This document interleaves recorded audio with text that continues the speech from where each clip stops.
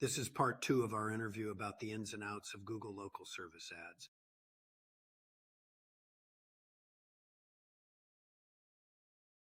You must have a great sense of what types of photos work best in this context. Obviously, we see a lot of headshots. Is your oldest lawyer a better bet? Is your male lawyer a better bet than a female lawyer? How do you understand this imagery and what works best for people? Yeah. So for these, like for lawyers right here, the photo for a headshot is specifically different. So like in the profile, when you go to upload, there's a headshot specific photo that you upload that is different than your normal just business photos. So the headshot, they want something specifically. They have the specific guidelines for the headshot, and that's for what's going to display on search right there with the ads. But then for the rest of the photos, what I typically like to tell people is that we want to display the user journey with the photos. And the best way to think about it is like Amazon product photos. So if you are going to buy a new office chair and you're looking through Amazon photos, the least important photo that you could possibly see is the logo of whatever business that is. So a lot of times we'll see like even law offices, they'll have a picture of the logo or something like that. That logo doesn't tell me that they're good lawyers. It doesn't tell me that they're going to get me my money. It doesn't really tell me anything about the business. And again, most people aren't really going to be looking through. If you've got 50 pictures, by the time you've gotten to the 40th picture of a personal injury law firm, you're not getting any additional information. What we want to do is demonstrate the user journey. So for a law office, for example, being able to see early on the front of the building. So actually, in that you could see what the front of the building looks like.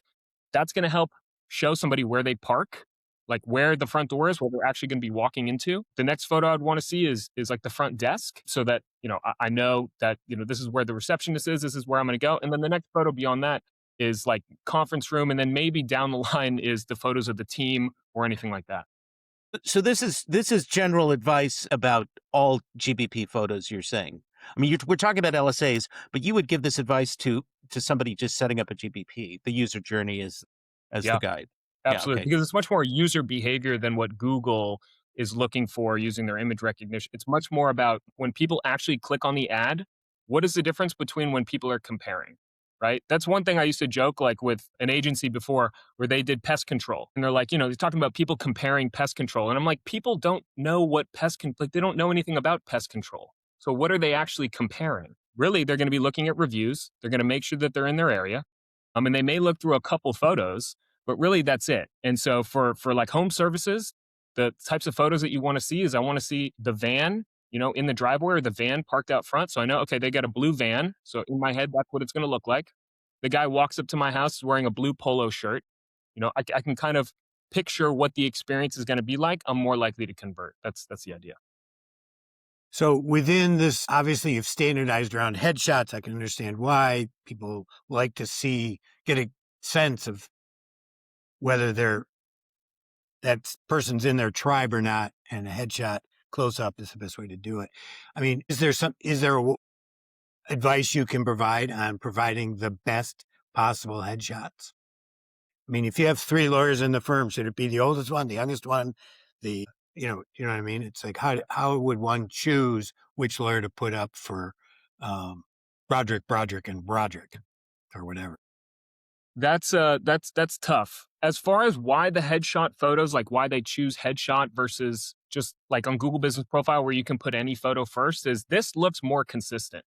And Google cares a lot about the consistency and how it looks. As far as like who should be the face of your business, I mean, maybe run some user experience studies and do some A/B testing on whose face is the best. But otherwise, likely like the business owner, right? Whoever's the managing partner at the firm, the face of the company. And yeah, that's who you probably typically want to go with. I did some user survey work years ago, and gravitas seemed, the older the lawyer, the more people chose it. I'm just curious if that's still the case. That was 10 or 15 years ago I did that research, so I don't know. Anyways, back to you. But when you've got the face next to reviews, I think you look at the face. But if I'm looking at these 3 people, I'm going to be looking at the reviews. And to your point about the 5.0 looking a little fake, yeah, sometimes too perfect looks like almost like plastic. It sometimes looks too perfect. Well, there's different responses to that. There are some people who are savvy enough to say, "Hey, that doesn't seem realistic," or "That doesn't seem legit."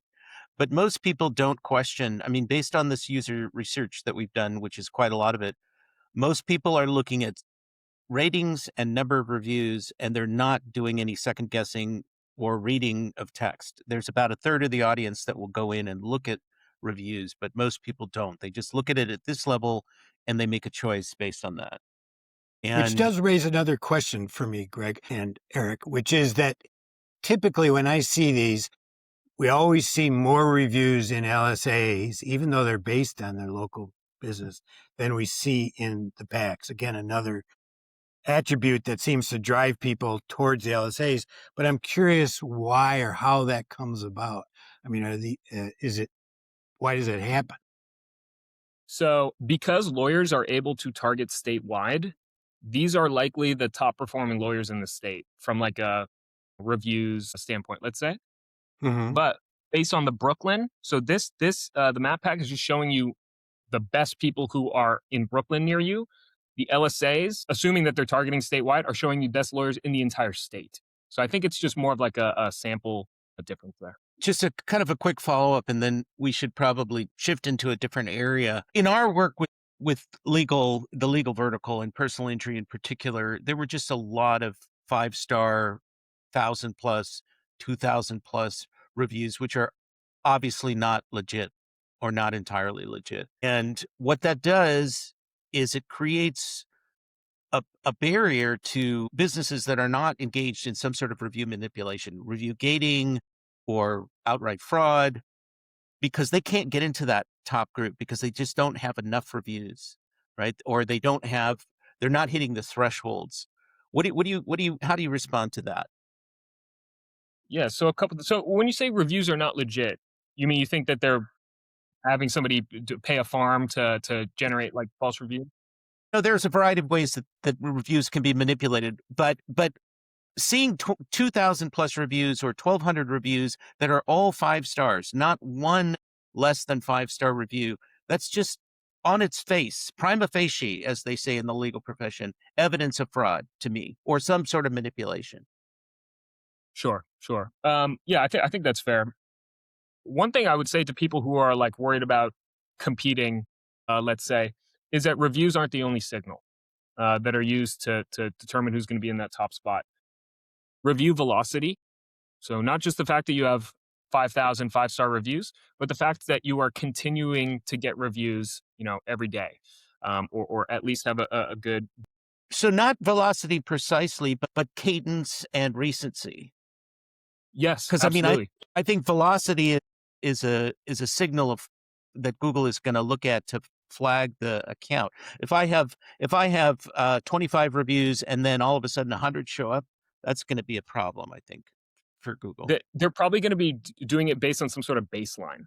So if you are 200% above all the averages, that might give a flag. But I don't think that there's like a specific number that is going to cause a flag. But outliers are likely gonna raise some signals. But yeah, review velocity. Who's opted into to the CTAs? There's been a lot of push to get the lawyers to opt into messaging. A lot of lawyers have call centers where with intake team that's somewhere else. And it was difficult for them to opt into messaging. But as you can see, like the top people have messaging turned on. And then responsiveness rates as well, making sure that they're being responded to consistently. Yeah, reviews aren't the only thing that they take into account. And if somebody is doing some sort of review fraud, over time, people get flagged and people do get pulled down. And so it's a game just like any other fraudster that, may last for a season and people may make out like bandits for a while, but eventually people are going to get caught. That's just my guess. I have one final question about design of these. They have slightly different attributes. And are these attributes, are they selectable and in the setup process, family owned, free consultation, those kinds of things, or are they automatically assigned? Yeah. So those Inside the profile is what's called the business bio callouts. And I believe you can call out up to 6 different ones. Better Business Bureau approved. Back in COVID times, they had all the COVID callouts like wears masks or something like that. So Yep. you can go inside the dashboard and select, I believe, up to 6. And then Google will choose whichever they think are the best. And have you seen, do you favor certain ones that you think are more compelling, let's say in the legal space? Interesting. Not particularly. Free consultation, that calls out to me when I see that. Yeah. Because I know that a lot of law firms don't do free consultation. So the fact that they do, that's a big call out. Family owned, I'm not sure how that conveys. Years in business, that's a one. Yes. Do you vet years in business? I mean, if I just make it up and said I've been in business 45 years, because that's how long I've been a lawyer, but my firm has only been here 10, do you actually check that? Or is it a trust?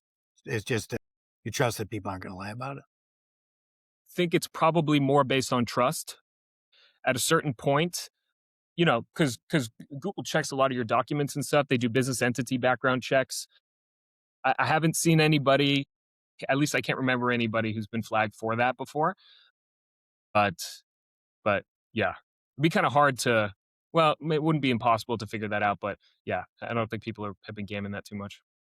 In this sort of last section that we're talking about, let's kind of focus in on some tactical recommendations and maybe a little I'm bit going of to take this off the screen, Greg.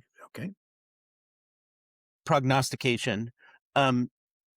So what are the most common mistakes that you have seen people make or agencies make with LSAs? Just so we can sort of flesh those out. Oh man, making promises you can't keep. Such as what does that mean? We're going to help you dominate the top spot. I see. Yeah, we're going to help you improve your lead volume by 15%. A lot of this stuff that's just not possible. And, I think a lot of people are frustrated with their agencies because their agencies make these big promises that they can't keep. I know it sounds kind of simple, but that's one thing when we started Leadwise HQ, which was that all we have to do is just not lie to people. Like if we do a good job and we do not lie to people, we don't set false expectations, people aren't going to have a reason to be upset with us, retroactively. So that's a big one that I've seen. Just unfortunately, I've heard a lot of podcasts where people are, just making promises that they know what's happening on the inside. This is what happened with reviews. This is what's happening with SEO. And I'm always like, how do you know? And they say, well, we've run tests and we've looked at this. And I say, when did you run those tests? Between May and June? How do you know that Google wasn't running an experiment from April to July? And it's very, very difficult to try to A/B test or try to get ahead of the algorithm or think that you know what's happening. Yeah. So I would say try not to make any promises you can't keep. Try not to get inside the brains of what's happening at Google because it's very, very difficult to do. And even people at Google, a lot of them don't know, which is why they call it experiments. Like they're running different tests to see what's going to happen. So that's probably the biggest piece of advice, is try not to do that. Does your agency, clearly we're seeing a trend towards Google making local pay to play either through LSAs and or local location asset PPC or location asset in maps. Does your agency also offer GBP and organic optimization, or are you strictly LSA? And what would you suggest agencies going forward to best sort of protect themselves against a future in which they are sleeping with the elephant? And problem with that is you never know when it's going to roll over. So at Leadwise HQ, we're just going deep on LSA because that is really what I have the domain expertise at. And I know a lot about GBP, but there's a big difference. There are people like you folks who have just been in the space for many, many years and have just seen all of the episodes of the TV show and you know what the evolution has been. So there are people who are better at it than me, but there's also just a lot of basic stuff that you can be doing. And the future of AI search, I know, cares a lot about local. I mean, if you ask ChatGPT or Gemini, who are the top 3 plumbers in the area, it will tell you. And, you can't pay to rank based on how they're doing it. So they're pulling some sort of intent signals. And my guess is a lot of it is pulled from Google Business Profile. They're reading reviews. They're seeing how many of your reviews are responded to, looking at the FAQs, things on your website. That's the other big one. Website is massive. They're pulling a lot of stuff from website. Even LSA pulls stuff from website. Promotions and other things that are not added inside the LSA platform are pulled from the website. So yeah, it's a little bit of a golf score where they're kind of doing a lot of different things in order to try to infer. A Trumpian golf score or a regular golf score? A little bit of both. They're experimenting. That's the whole thing. What what are the? I mean, you've already gone through a sort of a list of things in terms of relevance and ranking signals for somebody who's setting up these profiles and trying to compete. What are the top things that must be done? I mean, you've already sort of talked about this a little bit, but I just want to make sure that we've gotten all these out. Yeah, absolutely. So a lot of people believe LSAs are set it and forget because compared to PPC, there are so many fewer levers that LSAs just come across as much easier to manage. I would say that there's two components to LSAs. There's a part that's set it and forget it. So things like service areas, you're not really changing those on a daily or weekly basis. Bid mode, photos, those are things that are not really changing on a daily basis. The minimum for photos is 4 to 6 high quality photos. That's the recommendation, the best practices. The best bid mode is maximize leads. There are people who swear by using manual leads, but the best practice is to use manual leads that just automatic bidding lets Google set the price. And then service areas is serving as wide as you can reasonably serve. So that's the sort of set it and forget it part. And then there's like the what I call like moving targets component of local services, and that's reviews and responsiveness. So these are things that are constantly happening. Reviews, people have extraordinarily complex operations with how they handle reviews and review responses and reputation management. And there's a million apps for all of that. And then the responsiveness component too. There's a million different third-party apps that are used to either answer and respond to message leads. There's Leadferno that does SMS message response. And in the world of AI, I mean, I think that's going to take over answering the phone. Those are the two components that it's a little bit, you have to understand what Google cares about. They care about that review velocity and they care that you're answering your phone. But then also it's customer service, right? The responsiveness specifically.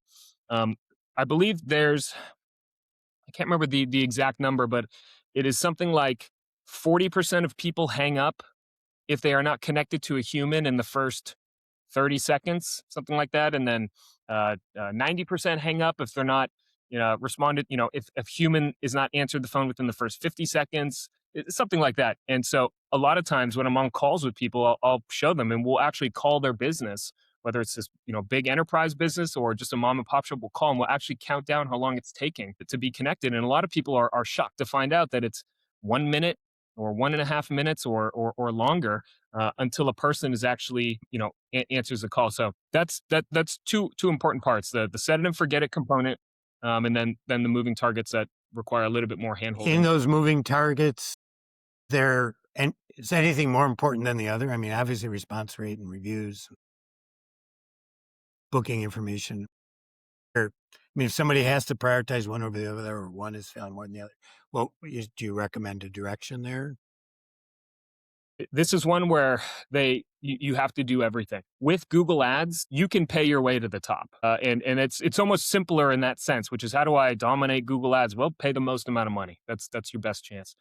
With local services, you cannot pay your way to the top. So there are all these non-financial mechanisms by which people have to display that they are the best advertiser, and what that means is you have to do a little bit of everything. So I wouldn't tell people just focus on reviews. Responsiveness doesn't matter, or vice versa. I would say you have to think a little bit about everything. You alluded to something a second ago, which is the idea that AI customer service tools will be answering the phone. That's happening at a lot of restaurants now. Is Google? Do you foresee some of these AI Google, like Google has this price investigation thing and ask the maps about this place? Do you see Google integrating AI in some fashion into LSAs in the future? My guess is, of course. My guess is absolutely. So what form might that take in your mind?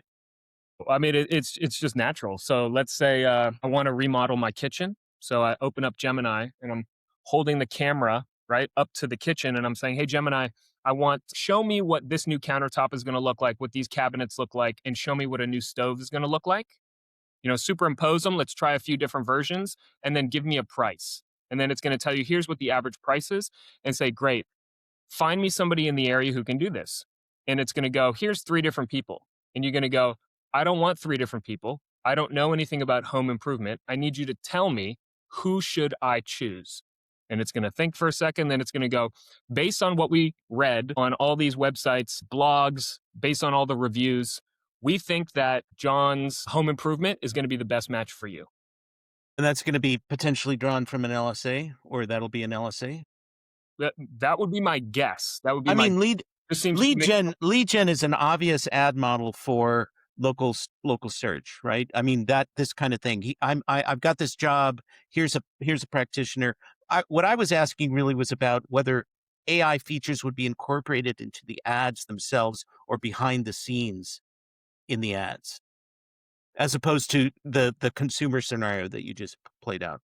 So, like, what's an example that you could think of? Well, an Well, example like, would be, I am looking for a personal injury lawyer that his headquarters is in my county and who is committed to the local community.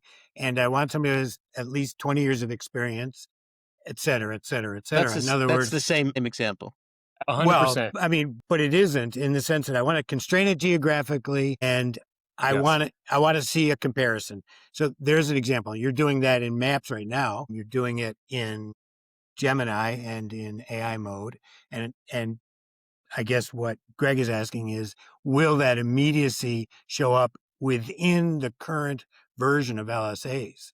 In other words, it's showing up in the current version of Maps. It's showing up in the current version of Search. Will it show up within LSAs? That sort of inquiry mode, I guess. My guess is absolutely, because that what you're describing is that rich intent-based search, which is done like inside of AI, versus just basic keyword search. And absolutely, because if they can pull information, that rich content off your website and off your blogs and reviews of an LSA, and then they can match that to the rich intent-based search that you just did, yeah, absolutely, I could see that. Well, so ChatGPT has shown this mock-up of an ad, like a chat ad, where you've got the answer, then you've got this ad unit, and you can interact with the ad unit. I could imagine something like that in the LSA. So you can expand something, then you can start asking questions. It's sort of like Ask Maps or Ask About This Place, where all the information that's behind the scenes can be brought to bear on the question. I mean, that's kind of what I was getting at. Do we see the LSA unit itself starting to incorporate that kind of interactivity? So we don't see it now, but as you've seen with the LSA, where it's now pulling things like promotions or business hours or that business bio information off the website, yeah, I can see that happening as well. Or even like more of like a drill down, because one thing, let's say for example with personal injury lawyers, a lot of people don't like. If you were to ask 10 people on the street, what does a plumber do? 10 people will tell you. If you ask 10 people, what does a personal injury lawyer do? How many people are going to know what a personal injury lawyer does? Not So as many. not as many. So what I see a version of this as is things like follow-up questions. Right. So That's what I was yeah, like suggesting. Right. I was personally injured by my neighbor, right? Then they go, no, you need a criminal lawyer, not a personal injury lawyer. Right. And these ads some version of these things will show up in AI. They're going to show up in AI mode in all likelihood, because this is a natural ad unit to put at the back of a local search, especially if it develops this interactive capability. Sure. Yeah, So, if it works. so quick question going forward. I mean, how many categories is LSA in now? And how many do you think will be next year, this time when we have you back on the show? Sure. So they're over 100 right now. Home services, healthcare, professional services, education, people care, pet care, auto. There's a miscellaneous category like with storage and cell phone repair. My guess is that they're going to try to keep going. Every category. Yeah, every category. Yeah, I'm not sure about how they think about the prioritization. I mean, a lot of times they run things in tests and pilots. I mean, Well, if you look, please. no, go ahead. I was just going to make a single cynical remark, but you go ahead. You got the real information. They want to do everything. That's my guess, or at least everything that's a fit for local services. Okay, we should probably wind up. We've been doing this for a long time. I mean, there's a bunch of questions that we didn't get a chance to ask that maybe we'll ask at a later point. But what is your sort of big takeaway? If somebody wants to know sort of the one or two nuggets here about LSAs, what would you leave them with? The only time I would not use LSA, or when I would tell people don't use LSA, is if you are too niche.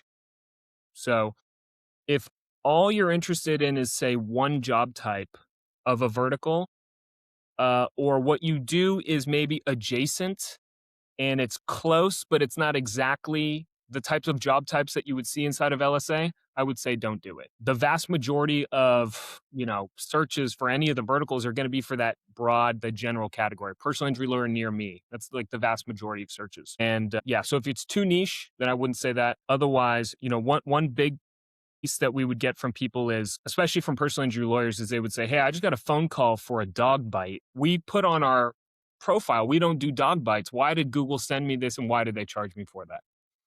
And And how do I get credit? and how do I get credit? Yes, exactly. Who do I sue? Exactly. And this is where some of the expectation setting comes from, and just letting people know that, again, the vast majority of these searches are going to be for personal injury lawyer near me. So probably 80%, maybe more of the searches are for that broad category. So somebody's doing a search for personal injury lawyer near me. They call and they tell them, "Hey, I was bitten by a dog." So they didn't search for dog bite near me. They searched for the broad category. They called in and that's why that happened. But yeah, very similar to like if it was PPC, right? And somebody called and clicked, they wouldn't then expect to get that click money back. But anyway, that's So, are there any circumstances now where you can get a credit or a refund? I guess there are no refunds, but where you get a credit? So Google has now moved to the auto crediting system where they try to essentially infer whether or not that's a legitimate lead or not. The only time I've ever seen any real recourse, it's extraordinarily rare. Sometimes when you leave lead feedback, it will give you a credit, but very rare. And I tell Can you people, tell us the secret words that the AI is looking well, for in that lead that's feedback the point. When, form? when when you're leaving that feedback, sometimes people will say, "I was very dissatisfied with this lead," over and over, thinking that it's the same thing as a lead dispute. But essentially, you're training the system to say, "Hey, we shouldn't send you any leads." So I tell people to just be careful with that. Try to be honest with the system. Eric Levine said this word should work. Yes, exactly, exactly. The magic language. Yes. All right. On that, Mike, do you want to throw in one final thing, or should we let him go? Let No, him off no, the I hook just here. want I just want to thank Eric for appearing on our Absolutely. show and putting up with us. We're not the easiest hosts in the world to live with, We particularly when talk you over work each for other. Google. We But interrupt each other. well, it's like Yeah. three Jews at a table, right? There's no difference. And you're Well, welcome to my table anytime. yes. Amazing. Thank you very much for your generosity and your time. We'll include a link to your website, and if people want to reach out to you directly, where's the best place to do that? Head on over to leadwisehq.com. Send us a message. Be happy to take a look. Happy to do some audits for you guys. And yeah, just really appreciate the time. This means a lot. We're early in this. We've been in the LSA game for a while, but the agency is new, and just really appreciate the opportunity. Well, thanks for all your advice and your insights. It was very helpful. Yeah, of course. We're happy to do this And again if you get more questions. yeah, we will do it again. And as always, thanks for listening, and we'll see you next.